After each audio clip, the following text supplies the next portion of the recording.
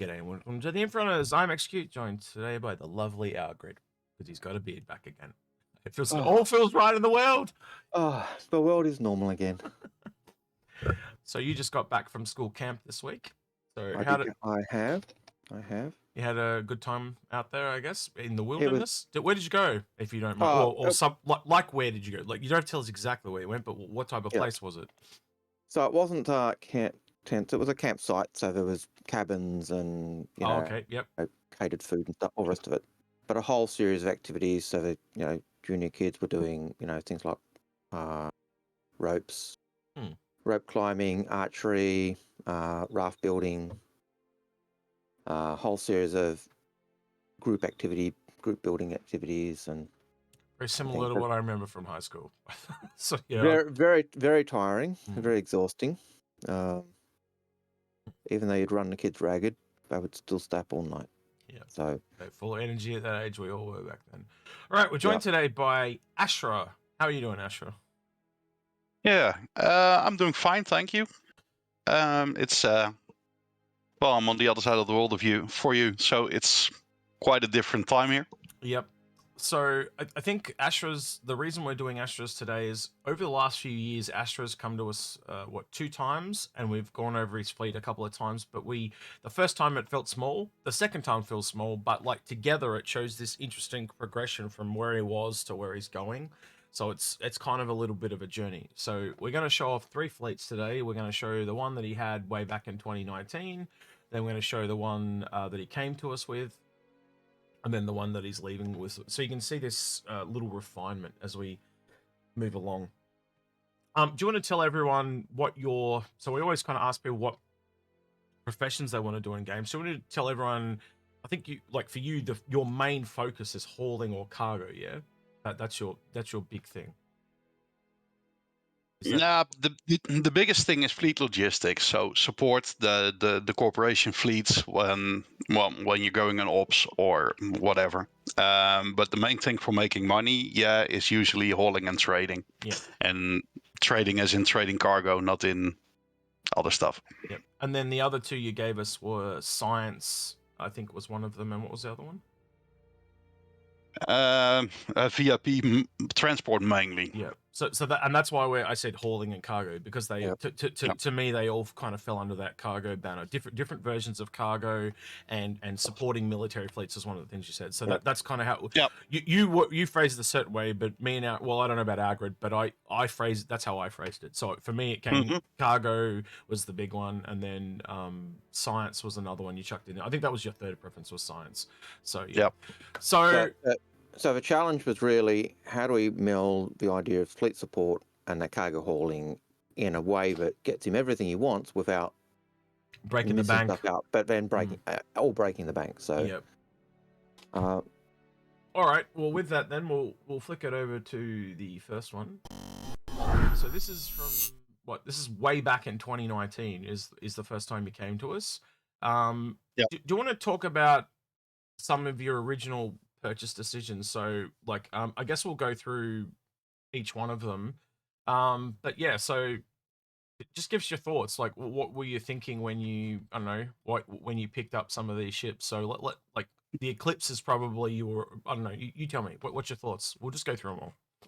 So yeah, well, I've played E for a long time, and one of the things we did a lot was stealth bomber runs. So a stealth bomber was something that's is still something that's interesting. Yep, something familiar. Yep. Yeah, so I bought this on concept. Yep. Use it quite a lot actually, but with the thing in mind with in 2019 it was a lot of sell your fighters. It still goes, but it's a bit more nuanced now. But that's the reason why I got rid of it. Yep. And the Ares, similar type of thing, I'm assuming. Just like instead of torpedoes, you're kind of shooty. Yeah, I'm not a hardcore 1v1 PvP guy or something, so I wanted something that was able to hit the bigger ships, and I really like the concept, and I also love the ship when they actually made it. But right now it's like, right now it's not in a good place. Yep. And again, get rid of the smaller stuff, get something bigger. Yep. So I'm assuming something like this was you were thinking about, resupply and repair. Obviously, a bit of the logistics, I can see that, and then I don't know about you, Algared, but this kind of goes along the lines of what he's been talking about. So yeah, is that what this was for? I'm assuming. Yeah, it was. Plus the fact that you could probably land it on the Kraken, so that was a plus for me. Yep, more than likely. Polo, so this kind of, again, I can see this leading to just the opposite side of the Vulcan coin, but healing people rather than ships. Yes. Yep. Okay. Yep, go ahead. I was just like, I said next. Oh, next. Oh, sorry, I didn't hear. My bad. All right, Redeemer. This makes sense to me as well. Again, a bit of support from a combat perspective. Long haul. Yeah, escort. it's an awesome ship for defense. Yep. Even for offense. And right now you can do a lot with it. And this, I assume, goes along the same lines as the bombing. It's actually one of the oldest ships I have. It's from the list you have here. It's one of the first ships I bought, I think. So bombing indeed, and it was one of the multi-crew ships with turrets, and so you could do some multi-crew with it. Yeah, got a bit of cargo and smuggling too, which is a little depending on the loadout you give it. Yeah, a little bit of a side tangent to and kind of originally it was the only kind of stealthy kind of large bomber we had. So yep. So again, coming back to the cargo stuff, that's the same thing with this.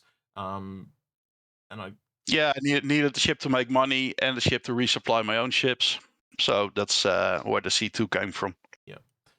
Hammerhead, this seems a little bit like the military type. It's similar to the Redeemer, is where I assume you. Yeah. Yep. Bigger version of the Redeemer, and there was nothing else in this class. Yep. The Carrack? Was a steal when I bought it because that was the original concept. And it really lost in my fleet. I don't know what to do with it. I'm not an explorer. Yep. So it's just there. Yep. Cool. All right, Polaris again absolutely screams along the same lines as the Redeemer and stuff, but you've obviously got the fleet support with the hangar, so you can back up fighters and stuff like that. So that makes a lot of sense. Yeah. Okay. We're getting down to the Y here. All right, so we got a Banner Matchman. So that makes sense. Yeah. Originally bought for trading, blockade running, because that's what it was advertised for. And it just got bigger and bigger. All right. Just for is this a privateer or just a regular Kraken? This is a privateer, and that has a bit of a story at it. I was trying to get a regular Kraken from when they concepted it, but I kept failing on hitting F5 fast enough. So in the end, I was like, oh, well, whatever, just get that one and we'll see what happens. Yeah. So, yeah. So just take note, this fleet is a refinement. So, he's got a lot of what he wants. So as you probably heard, there's a few things in there that he's going to refine. So as we jump over, so how many years are we going forward here? We're going 5 years?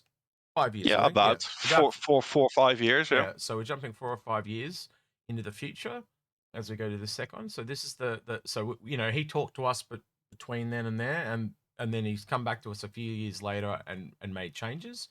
And so this is a couple of years later, and you can see some things have gone. So we've lost a Redeemer, we've lost an Eclipse, we've lost a Carrack, lost the Vulcan. So things have upgraded and changed. So you can see the Hercules is kind of morphed into the Liberator. The Retaliator's become a different type of cargo smuggling. What's this? This is a C1, isn't it, from memory? It's an E1. E1. All right. And what about the Kraken now? Is the Kraken a privateer or a Kraken? Yeah, no, the Kraken got changed out to a regular Kraken. I finally got lucky in the F5 wars. So that's what I wanted. Just not having the shops, because you already have them in the BMM at this point. Having the big cargo hold, the extra bay for the smaller vehicles. Yeah. So that's the one I wanted. Yeah, and we've got the Perseus here instead of a Hammerhead, so things like that. There's been little changes. Still got the Carrack. Don't quite know to do with that by the look of it. And the Vulcan and the Crucible. Yeah, true. Sorry, I forgot about that one. Yeah.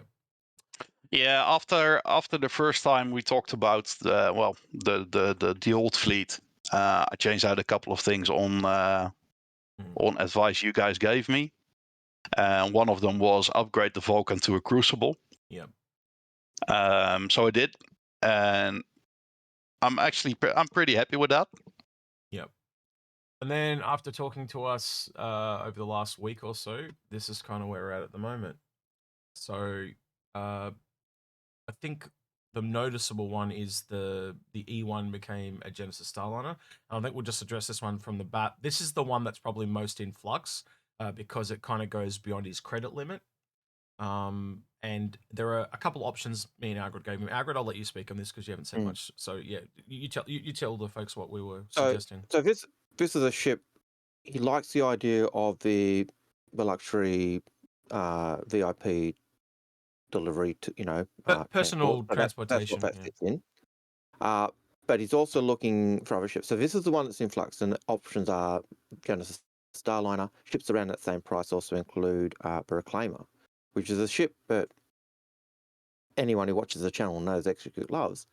But in this fleet, based on the logistics and support, I think really goes well.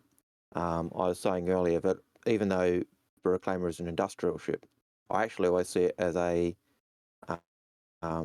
support and supply ship, because you're salvaging. It's like going in after a combat and pulling back the destroyed or the damaged ships. So you're either salvaging that material off and returning that to the Crucible for repair, or you're taking out the damaged components or repairing those, and then possibly being able to sell them off in your BMM if you want. So you're actually giving yourself stuff or equipment that you can either sell in your BMM or use for repair and maintenance and support of the fleet. So it's one of those weird ships that it's a bit of, even though it's industry, it really does seem to dovetail in with that support role. It gets this jack of all trades thing too. Like already in game, as we're seeing, like we're just on the cusp of going live into 3.18 at the moment, and you're already seeing that. Like you can see the exploration element where you go into the ship, like Algared said, to pull out the components and stuff like that. But then you got the logistical part where you are organizing the cargo at the back, and when processing comes online, that's going to go a bit deeper. So that's a part that he'll probably be interested in. But then also, as Algared said, it dovetails with 3 or 4 of the ships he's already got. So it's just this, if you're struggling to look for a ship, that one fits really well. But obviously, the Genesis Starliner, on the other hand, what that gets is that it gives him another form of cargo. It gives him, that personal, moving people is another form of cargo. That VIP transport type role, which again also really fits in with one of the roles that Ashrah was looking at. So, but that as Ashrah was saying, he's not sure he wants to go there. He's got it's currently sitting as an E1, but he knows he wants it to change into something else. He just hasn't really worked out. So that's it, and that kind of gives you the idea of how you can pivot ships. You've got the ship, and you go, okay, which am I going to go? And I was saying one thing you could do is buy a CCU to each of those ships when they're available. Just to lock in the price. That's it. And then once you decide, you go, yep, that one, and the others get melted. So yeah, and that was going along those lines of military support. That's kind of why the Nautilus came up, because it's highly defensive, and it'll allow him to set the stage for things like his Kraken, and set up an area for his friends that are going to be those more aggressive people. He plays the defense, they play the offense, and again allows him that military support thing. I think the only other one in there is the Perseus, and for me, the Perseus is one that he put in there, but I can see how he's going to use that defensively as well. So yeah, and obviously people that know us is why we put in the Endeavor was essentially just took his Apollo, upgraded it, and that kind of gave him the science element, it gave him the medical element, and it's going to give him other supportive gameplay with the modules in the future. Obviously expanding gameplay into agriculture, so he can actually also eventually grow stuff and kind of maybe take them out on his Banu Merchantman and sell them and stuff like that. So similar things to what we're saying about the Reclaimer. The one thing that I was noticing when we actually recommended that Reclaimer Algared was he didn't really have any stuff to give himself. So if he was kind of like lacking things to do or people to give him things to do, he had a way to give himself things to do. So and the other thing with the with the Endeavour there, and I know people think we're the cult of the Endeavour and a Church of a Crucible, and in many ways we are, because they are still so cheap compared to what we expect them to be. Yeah. One of the modules for the Endeavour is the Super Collider. Yep. And the Super Collider, when it was originally concepted by CIG, was a tool which would enable you to overclock components. So if you're salvaging components from other ships, repairing them in your Crucible, overclocking them in your Endeavour so they're quite unique, and then selling them in a BMM, that's actually giving you a nice credit loop, and it's keeping those 4 ships really, really nicely. They actually end up being a really nice support for each other, and they work. It works well for the logistics. So even if your org is coming to your BMM to get supply, you can either sell them off, so they're actually paying for the upkeep of the other materials. So just remind me, is this a privateer or a Kraken? Because it's switched back and No, forth. it's a regular Kraken now. Yeah. So because that's something went back and forth on several times because again because of the whole hauling thing and selling things off, it's a really weird interplay. I have the same problem with my own Kraken. I'm like, do I make it a privateer?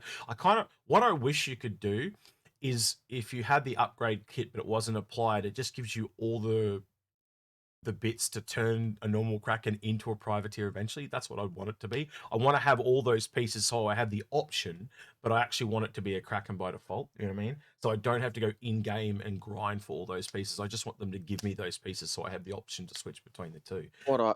What I would ideally love with a Kraken is, because both have the cabin type areas for crew, is you've got the privateer and you decide, I don't want to put 8 shops in this privateer. I only want to put 2 shops in. Yeah. Or 3 shops in. And so the number of shops you would put in would influence the amount of change for cargo. But that's a lot more.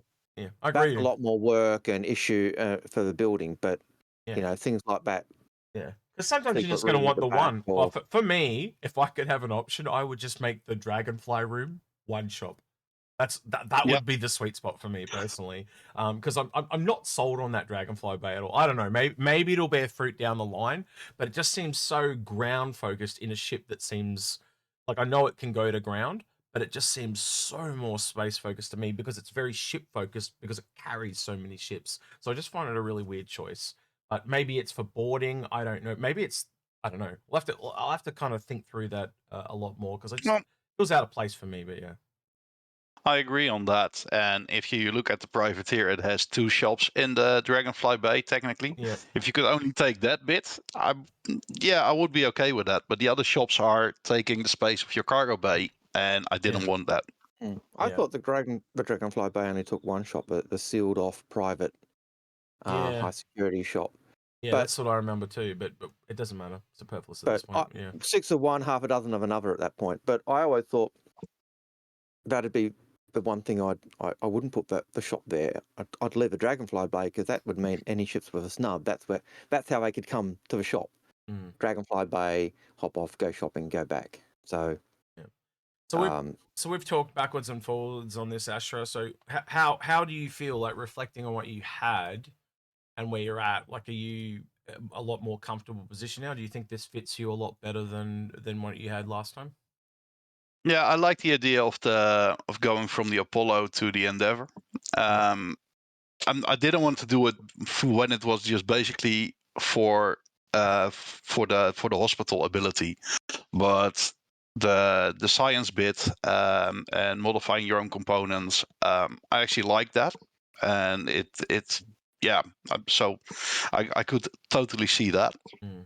And the other interesting one, I think the big change is obviously the Nautilus, because I think that's one you hadn't considered. So do you want to tell us what your thoughts on that just real quick?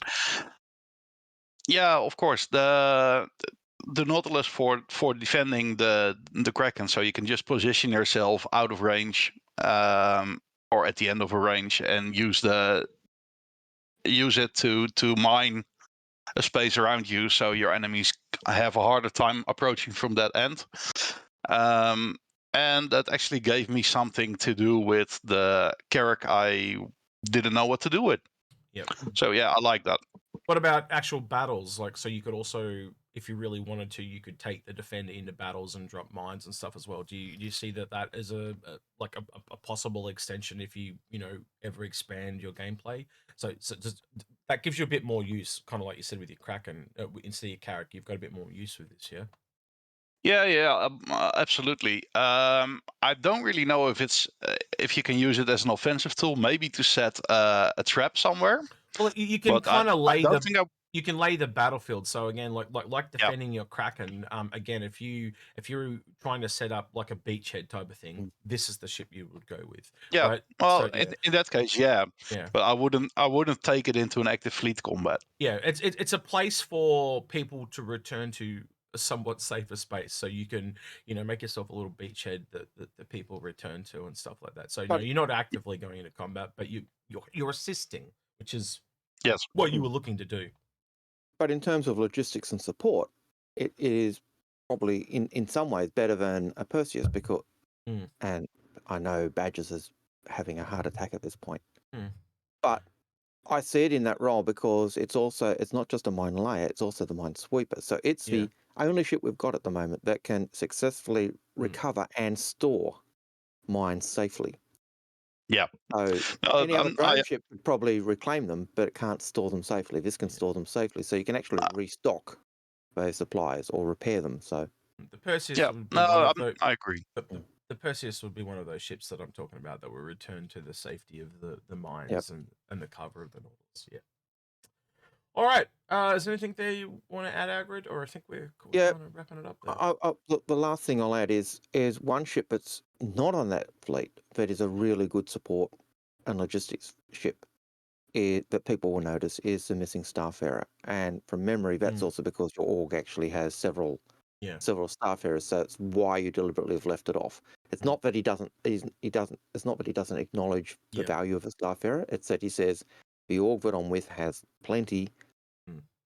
I want this fleet to dovetail with them. So some of those gaps that you might see are filled there, and some of the ships you might say, well, why has he gone that instead of that? It's that type of dovetailing his fleet into the org, as well as trying to get gameplay and ships that actually work with what he wants to do. So that's a good point that I forgot. Sorry, but thanks for saying Yeah, that. indeed. Maybe if they bring out something akin to the Starfarer but bigger, because the fuel capacity of the Starfarer isn't that big.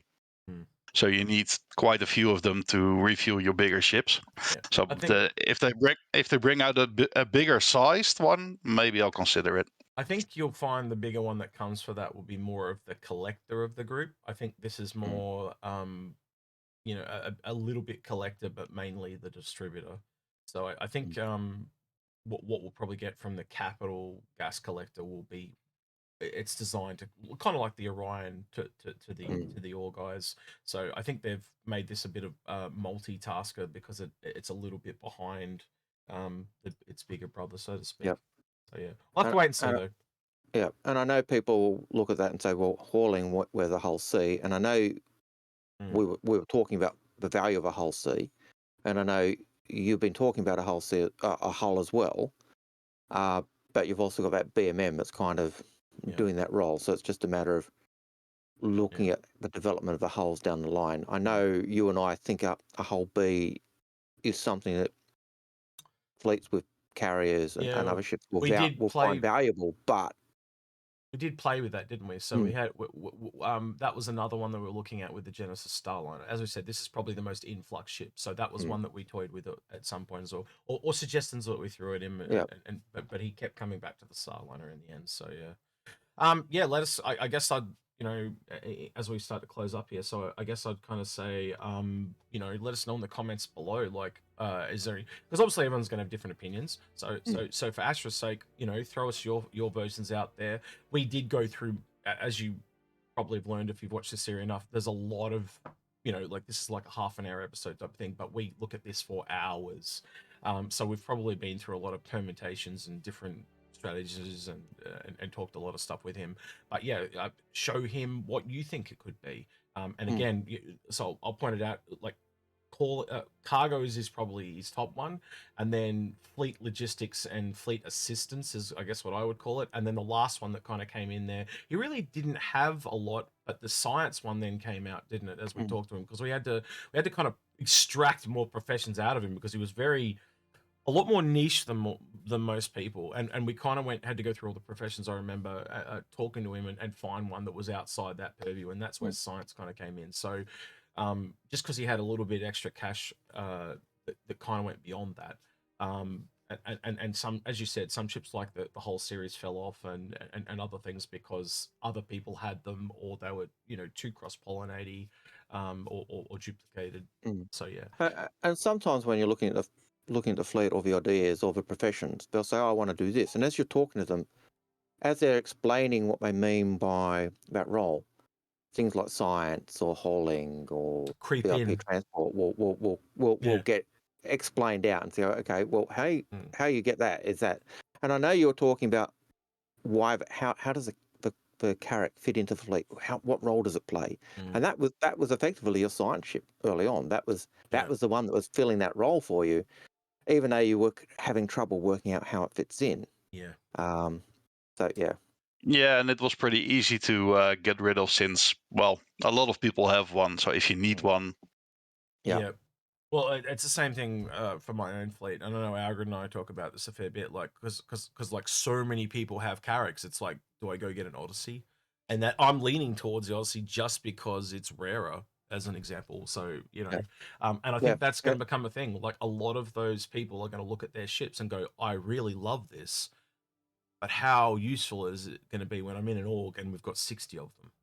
And that is the thing. Like, you really need to start looking outside your own bubble sometimes. But yeah, I was going to say in the comments. So just let us know fleet suggestions for Ashrah, so Ashrah can have a look, and maybe the ship we missed, maybe not. I don't know. But yeah, give Ashrah a few hints and tips. And we had other people there giving him hints and tips as well, didn't we, Algared? So yeah. Yep.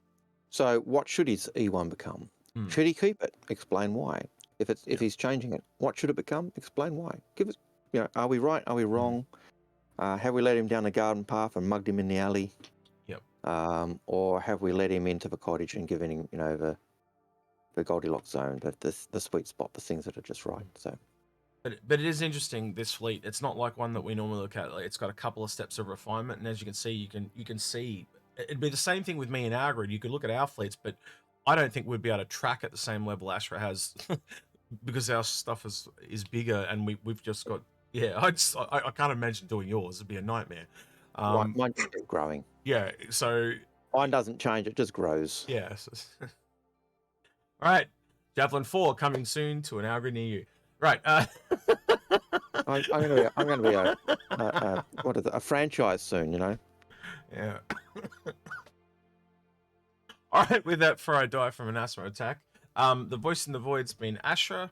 Actually, Ashrah, I'll ask you before we sign up. Is there anything you want to hear in the comments from people? That's probably a good one. Oh, I like the question about what should we do with the Genesis Starliner, what direction to take. Should it become a reclaimer or a whole D or E or whatever? That would be good. Is there stuff I missed that someone thinks I should really have in it? Yeah, that would be nice to know. And maybe if you go, because again, we're all in this game, and as you go down the time, like, what are some ship, like, what's the next ship you could go to? What's the next ship you could go to? Like, because we're all adding. Like, let's be honest, that's the longer we hear, the more we add. We're all like that. So yeah, what's the list of the ships? Like, if he gets to start that one, then that one, then that one. What are the next couple of ships he could get, or switch? Pick. Yeah. So yeah. But don't just say get this ship. If you make a suggestion of a ship to pivot that E1 to, give a reason why. Explain. Yep. Give an explanation, because sometimes it's those explanations that go, yes, that is exactly why I need that ship, and we'll pivot you. So, yeah. All right. Don't forget to like, subscribe, ring that notification bell, and if you want to go the extra mile on Patreon, support us. Really appreciate it. So yeah. All right. With that, then, the voice in the void has been Ashrah. He's been Algared. He's been Execute, and we're out of here. Catch you in the next one.